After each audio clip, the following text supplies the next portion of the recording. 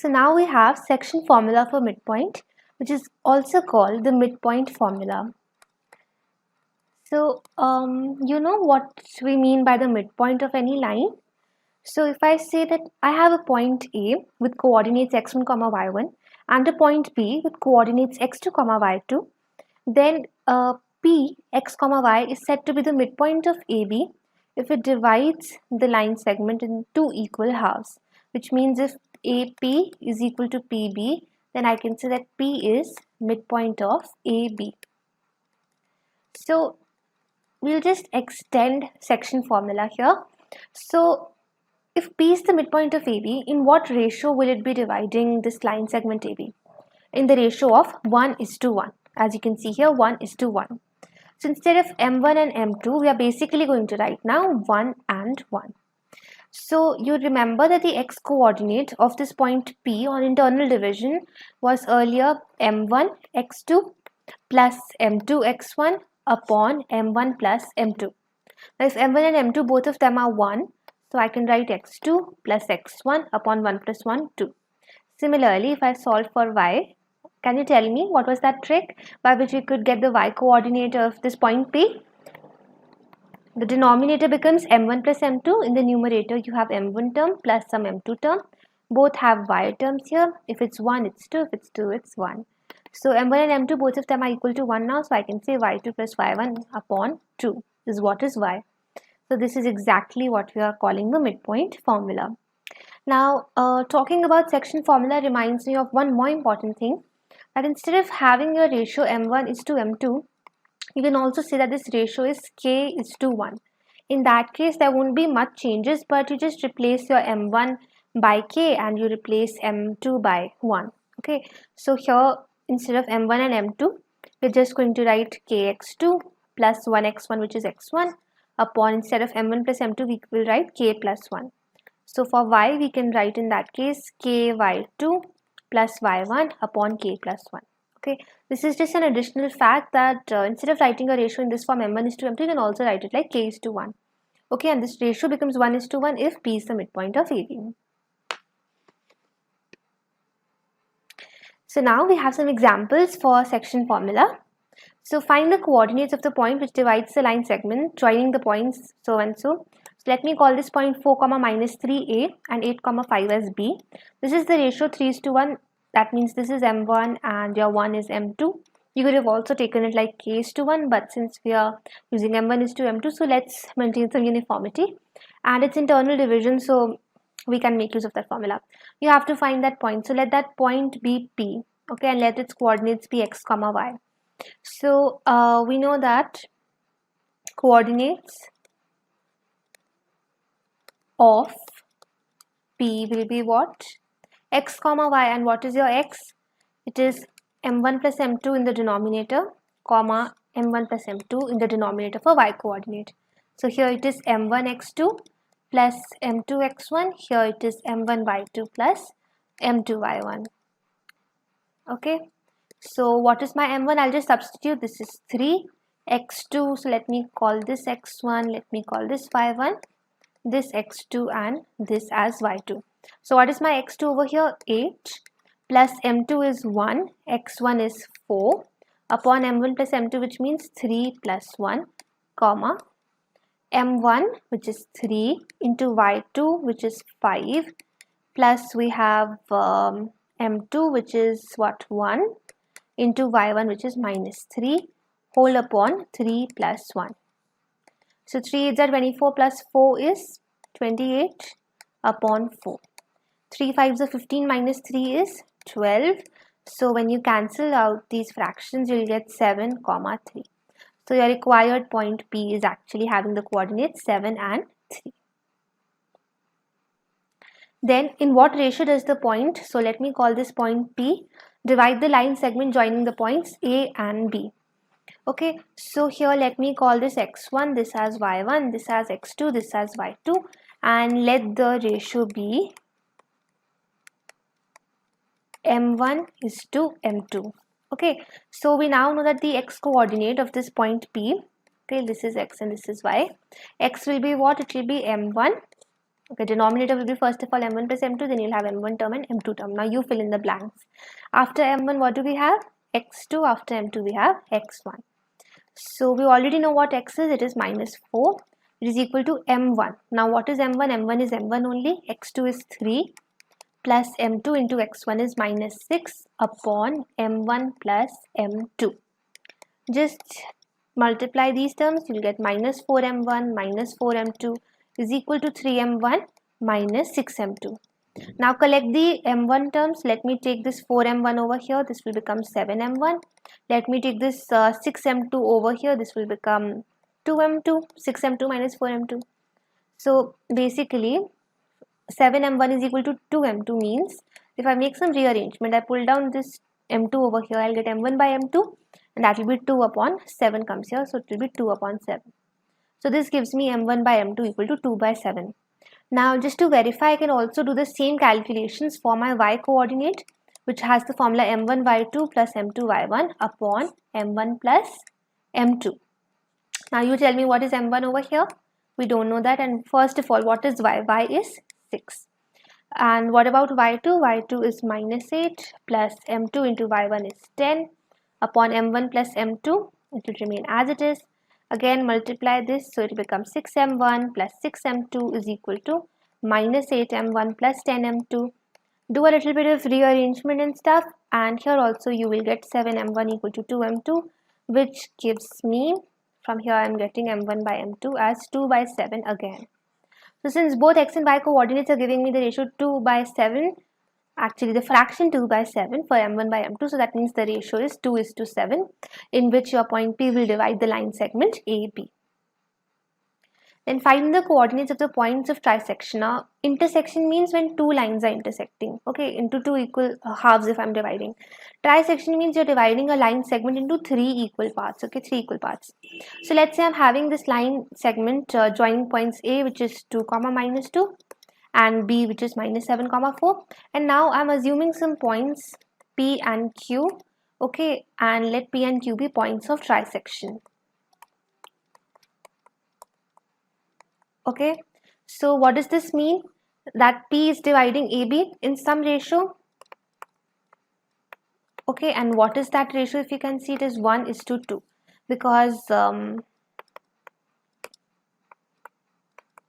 because your AP is equal to PQ is equal to QB. Okay, that's what we mean by trisection. Now for Q, in what ratio is it dividing the line segment AB? So basically you have to separately consider the case where P is dividing AB and where Q is dividing AB, okay? So I'm telling you, if this is the case, this is case 1, so then it is the ratio 1:2. And case 2, when I'm saying this is A, this is B, and here I'm having Q, then it's going to be 2:1, obviously, right? So, and Q divides AB in which ratio? 2:1. Alright, so now we have the ratios. We need to find out the coordinates of P and Q. So make use of section formula. Okay, so let me call this as x1, this as x2, this as y2, and this as y1. So using section formula, we know that x is equal to m1 x2 plus m2 x1 upon m1 plus m2. Alright, and y is equal to m1 y2 plus m2 y1 upon m1 plus m2. Alright, so now we'll make use of this section formula to solve for P and Q. Alright, so just refer to what we've written so far. So P would have which coordinates? What was m1:m2 for this point P? If I'm considering this case, then m1:m2 was 1:2. Okay, this was m1, this was m2. So I'll have m1 plus m2 in the denominator, 1 plus 2, 1 plus 2. Here I'll have the m1 term, then I'll have the m2 term, m1 term, and then the m2 term. Okay, with m1 I will have x2, which is minus 7. With m2 I will have x1, which is 2. With m1 I will have y2, which is 4. And with m2 I will have y1, which is minus 2. Okay, now quickly solve for this. The denominator will be 3 in both the cases. Minus 7 plus 4 is minus 3. 4 minus 4 is 0. So this gives you P as minus 1 comma 0. So we've obtained one point of trisection, which is P minus 1 comma 0. Now for Q, the ratio was 2:1. For M1 is to M2. Let's use section formula for Q. So the denominator is 2 plus 1 in both the cases. Then you write M1 plus M2, M1 plus M2. Inside you will have which term? The x2 term with M1, so that will be minus 7, and then along with M1 you will have x1 term, which is 2. With M1 you will have y2 term 4, with M2 you will have y1 term, which is minus 2. So that gives me Q as denominator 3 for both x and y coordinates, minus 14 plus 2, which is minus 12, and 8 minus 2, which is 6. So when you reduce these fractions, it implies that Q will be which point? This will become minus 4, 2. So these are your 2 points of trisection P and Q, which are minus 1, 0 and minus 4, 2 respectively. Then find the ratio in which the x-axis. So let's say that the point on y-axis which divides this line segment joining points say A and B, let's say that the point is P, okay, and it has to be of the form 0, y because it lies on the y-axis. And you have to find the ratio and the point of intersection. Okay, so in this case we can assume that let's say P divides AB in k is to 1 ratio. You can, again I'm repeating, take M1 is to M2 as well, but here let me show you that we can even take this M1 is to M2 as k is to 1 as well, and then you can decide for yourself whichever way you're comfortable with, M1 is to M2 or with k is to 1. You can figure it out for yourself. Okay, so now if P is dividing AB in this ratio, I can use section formula for P. Alright, and basically the coordinates of P would be what? They're going to be k into x1, which is k into x2, which is minus 1, plus 1 into x1, which is 5, upon k plus 1. Here also I'll have k plus 1 in denominator. I'll have k into y2, which is minus 4, plus 1 into y1, which is minus 6. Okay, so basically my 0, y is equal to minus k plus 5 upon k plus 1, comma minus 4k minus 6 upon k plus 1. Alright, now if I compare these x and y coordinates, okay, let's see what we get. We get minus k plus 5 upon k plus 1 equal to 0 if you compare the x coordinates. So if I take this k plus 1 over here, I will still get minus k plus 5 is equal to 0. On solving, I get k equal to 5. Alright, now k equal to 5 means what is the ratio? I assume the ratio to be k is to 1, which means the ratio is 5 is to 1. So the answer to the first part, find the ratio, is 5 is to 1. You have to find the point of intersection next. So just substitute this value of k in your y coordinate, because x coordinate will anyways be 0. So y is minus 4k minus 6 upon k plus 1. So minus 4 into k, which is 5, minus 6 upon 5 plus 1. That is minus 20, and minus 6 minus 26, and 5 plus 1 is 6. So if you cancel 2 13s are 2 3s are, you get y as minus 13 by 3. Okay, so with this you will get your point of intersection as 0, minus 13 upon 3. Is it clear? Okay, then we have example 10. If the points A, B, C and D are the vertices of a parallelogram taken in order. So you know a parallelogram looks like this. You have A, B, C, D. You have to find the value of P which is involved in D. So what is so special about a parallelogram? That these diagonals AC and BD, they bisect each other. Okay, AC and BD bisect each other. Bisect. Now bi means two. Okay, sect means to divide, to section something. So bisection means you're dividing these two lines in the same ratio, which means if their point of intersection is taken to be, let's say P, so midpoint of AC would coincide with midpoint of BD, or in other words, they will have the same midpoint. Now to find the midpoint, we'll use the midpoint formula, which is x1 plus x2 upon 2, comma y1 plus y2 upon 2. Alright, so for AC, if you find out the midpoint, here you have to consider these points. So it's going to be 6 plus 9 upon 2, comma 1 plus 4 upon 2 is equal to midpoint of BD. So now you have to consider this point B and this point D. So it's going to be 8 plus P upon 2, comma 2 plus 3 upon 2.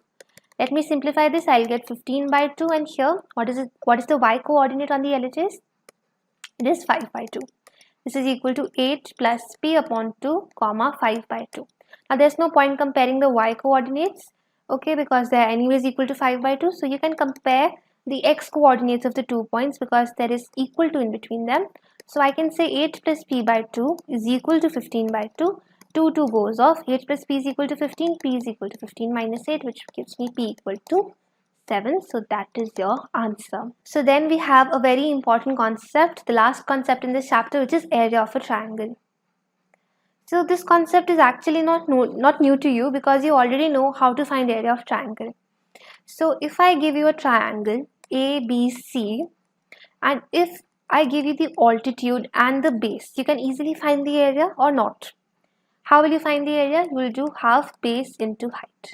Okay, that will give you the area of this triangle. I'm sure you must have heard of this Heron's formula as well. It is a bit typical because here you don't know the altitude. Here what you know is the sides of a triangle. So if I give you a triangle ABC and let's say its sides are A, B and C, small a, small b and small c. Then first of all you have to find out the semi-perimeter.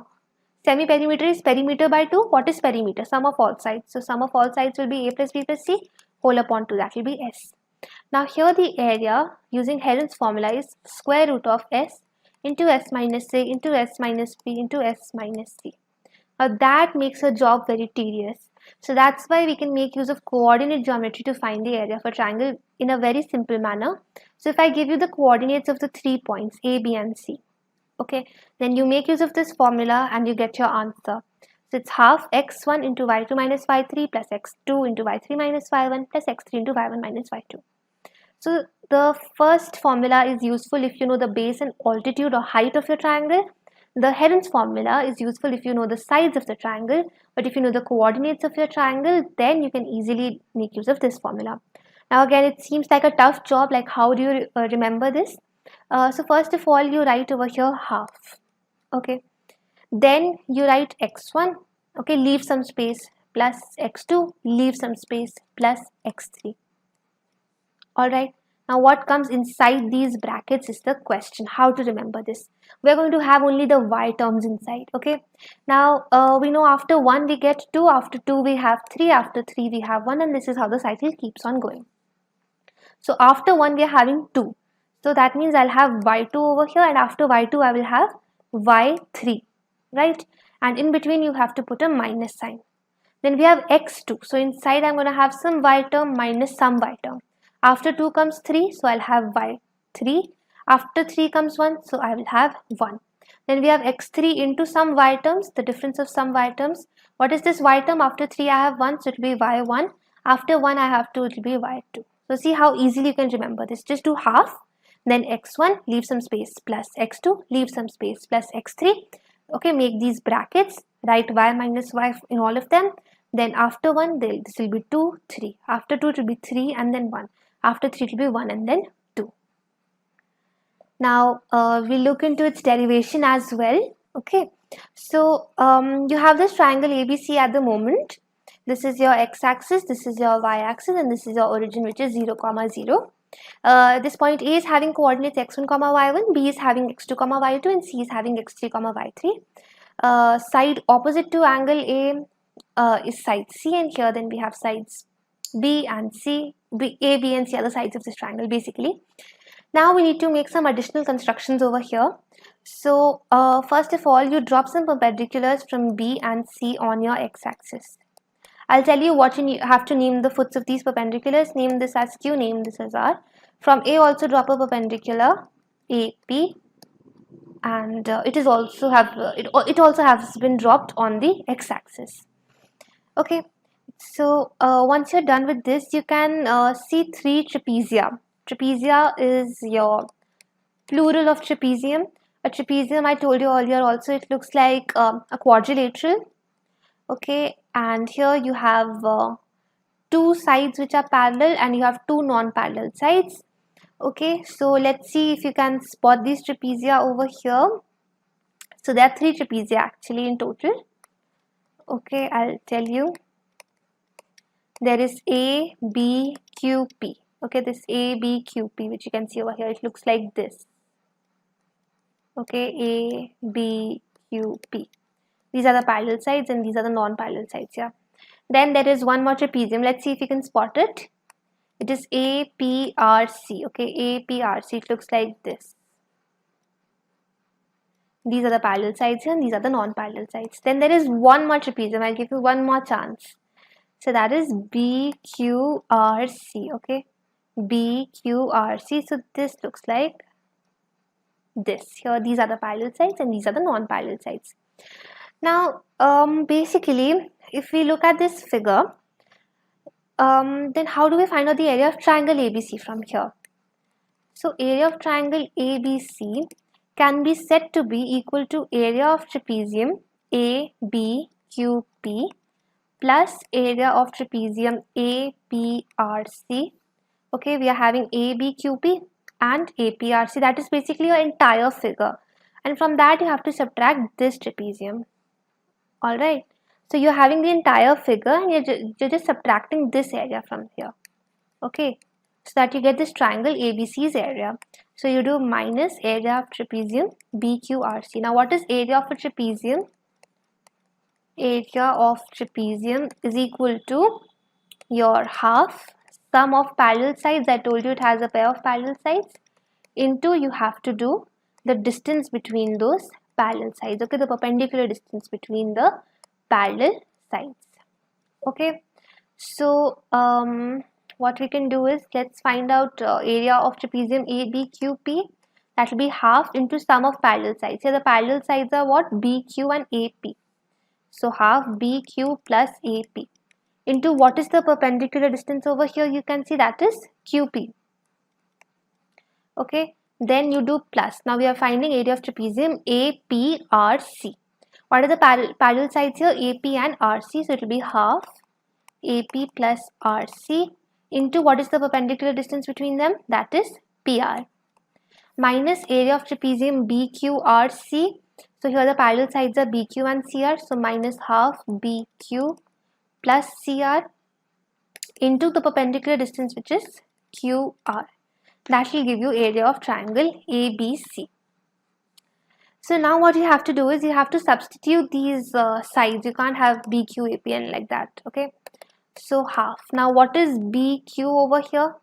It is a distance. Okay. What is this perpendicular distance from the x-axis? It is y2. So half y2 plus AP. This distance AP is y1. So y1 into QR. This distance QR. No, we want to find QP. So this QP is actually OP minus OQ. So that will be x1 minus x2.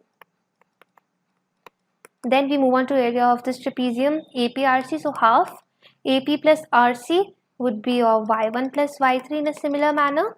And your this distance PR, it's going to be OR minus OP. So that is going to be x3 minus x1. From this, you're subtracting area of trapezium BQRC, which is half into y2 plus y3 into x3 minus x2. Now, if you just simplify this expression for area of triangle ABC, you will get half. Okay, then you take x1 common, so you have to basically open these brackets over here.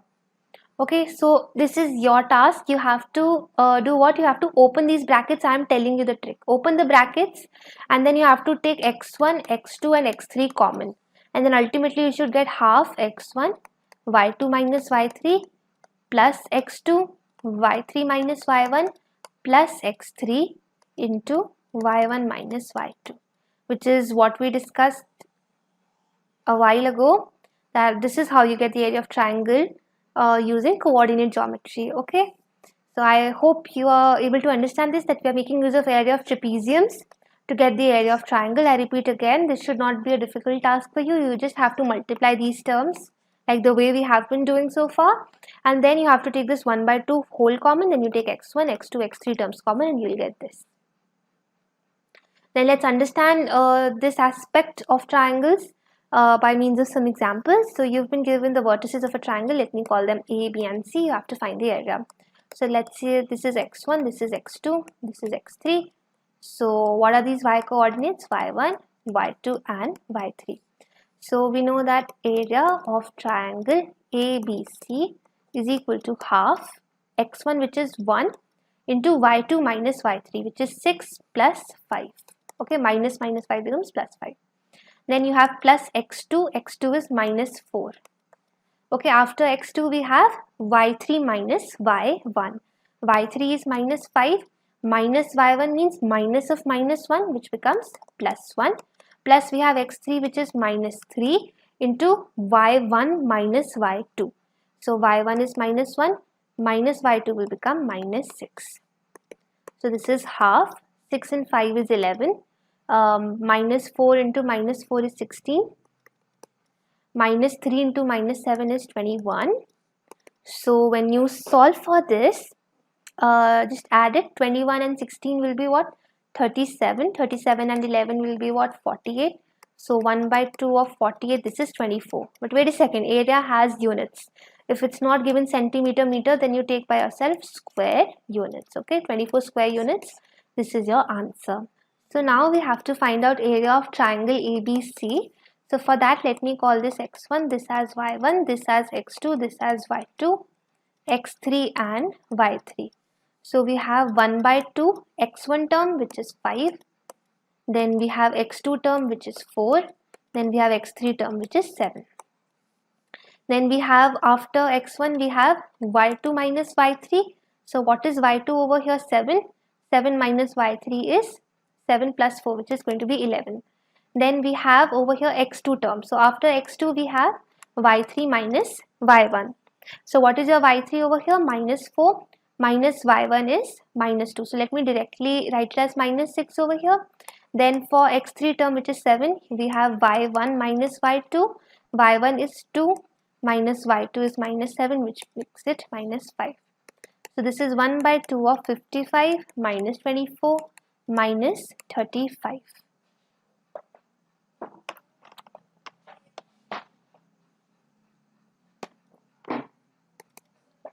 So what is 24 and 35? That is 5 and 4, 9, 3 and this is 59. So it's 1 by 2, 55 minus 59, which is 1 by 2 of minus 4, which is minus 2. But area can never be negative. So we just take the numeric value of it. We say the area is 2 square units. Please don't make this blunder of writing it as minus 2. Okay, even though we are getting a value of minus 2, area can never be negative. So we can remove this negative sign then. Then you have to find the area of triangle PQR. So it will be 1 by 2 of the x1 term. Let me take it as minus 1.5 into we have after x1. Okay. Then we have some y1 term. Okay. Then we have the x2 term, which is 6. Then we have the x3 terms, which is minus 3. After x1 we have y2 minus y3. So what is y2 over here? This is minus 2. And what is y3 over here? 4. So minus 2 minus 4 minus 6. Then after x2 we have y3 minus y1. y3 over here is 4 minus y1 over here is 3. So 4 minus 3, 1. Then after x3 we have y1 minus y2. y1 over here is 3 minus y2 over here is minus 2, which is 3 plus 2, which is 5. Alright, so 1 by 2 minus 1.5 into minus 6 will give you plus 9. This will give you plus 6 and this will give you minus 15. So isn't it strange here we are getting this answer 0. So is our answer wrong? No, we've done it correctly. So area of triangle PQR is equal to 0. But do you make sense of it? How can an area of a triangle be equal to 0? Of course, if it is a triangle, we'll definitely have some non-zero value for its area. So if area of a triangle turns out to be 0, implies that the 3 points are actually collinear. Alright, remember this is very important. So in this chapter, we've seen 2 ways of proving any 3 points collinear, which means if they are lying on the same line. One is area of triangle equal to 0, and let's see how sharp is your memory. What was the other way? That sum of any 2 sides is equal to the third side. Alright, so there are 2 ways of proving any 3 points collinear. Okay. Then we have find the value of k if a, b and c are collinear. So we can make use of any of the concepts. Okay, you can make use of distance formula and find out a, b, b, c and ac, or you can make use of area of triangle. That will give you a direct result. So let's find area of triangle ABC. That will be half into what is your x1 over here, 2. What is your y2 minus y3 then? That is going to be k plus 3. Plus the x2 term is 4. Then you need y3 minus y1. That is minus 3 minus 3. Plus you will have 6 into 3 minus k. Okay, and we equate this to 0 because a, b and c are collinear. So when we solve this equation, we get 1 by 2 of, we get 2k plus 6. I'm just opening the brackets. Then 4 into minus 3 is minus 6. So it will become minus 24 plus 6 3s are 18 minus 6k is equal to 0. If I take this 2 over here, nothing will happen. So it will give me 2k minus 6k, and what is minus 24 plus 18? Minus 6 plus 6 equal to 0. This cancels, and then from here I get minus 4k is equal to 0, which gives me k equal to 0. So the value of k for which the given points a, b and c are collinear is actually equal to 0. So this is your answer. Then with this we move on to the last example for the day. You've been given 4 vertices of a quadrilateral A, B, C, D. Let's say this quadrilateral looks like this. A, B, C, D. You have to find the area of the quadrilateral. But I never taught you how to find out the area of a quadrilateral. All I taught you was how to find out the area of a triangle in this chapter. So make use of that concept and find the area of the quadrilateral, which means just divide this quadrilateral into 2 triangles by joining BD. So join this diagonal BD, you will get 2 triangles. What are the 2 triangles? You will have triangle ABD and you will have triangle BCD. Okay, you individually find out their areas using the formula which I have told you. So area triangle ABD, which means you have to consider these points. So it will be half into, here you will have minus 5. Okay, into after x1 we have y2 minus y3. So what is y2 over here? That is minus 5, and then you have minus y3, which will be minus 5. Plus this is in continuation, okay, in the square brackets only. Plus what is x2? X2 is minus 4. Then what is x3? X3 is also here, x3 is 4. Then with x2 we have y3 minus y1, which is 5, minus 7, which is minus 2. With x3 we have y1 minus y2, which is 7 plus 5, 12. 1 by 2 minus 5, and this is minus 5 is minus 10. So this becomes 1 by 2 of 50 plus 8 plus 48. So when you solve this, you will get 53. What are the units? Square units. Now find out the area of this triangle BCD, half. So now this time you're considering this point, and this point. So what is your x1 over here? Minus 4. What is your x1 over here? Minus 1. And what is your x3 over here? 4.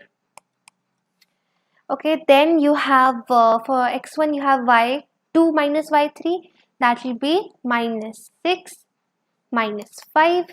And here you will have for x2 you will have y3 minus y1, which is 5 plus 5.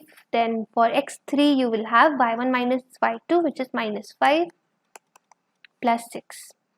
Okay, so 1 by 2. So minus 6 and minus 5 is minus 11. Minus 11 to minus 4 is 44. Plus actually this will become minus 10 and this will become 4. Okay, so when you solve for this, you will get 48 minus 10, which is 38. 1 by 2 of 38 is 19. The units will be square units.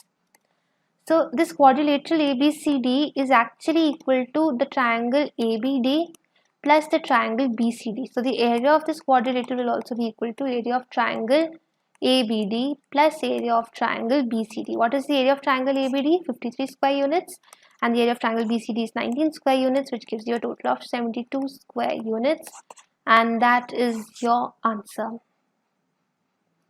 Time for a quick revision now.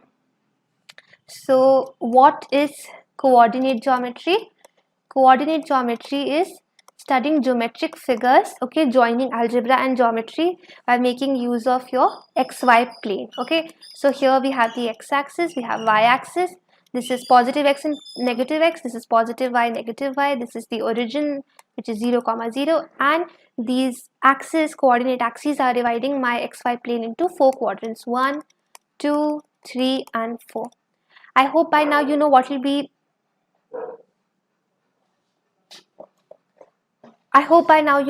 the signs of x and y in these respective quadrants. So tell me then, how do we write a point in your graph? We write it in the form of x comma y, which is an ordered pair. This is the abscissa, this is the ordinate. Okay, the point of intersection of x and y lines is what gives us this point. Why are we studying coordinate geometry? Because it helps us locate these points. Now you tell me, what is the distance formula?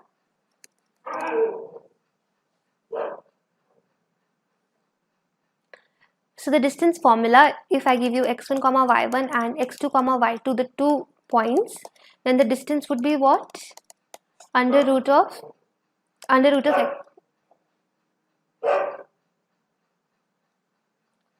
Under root of x2.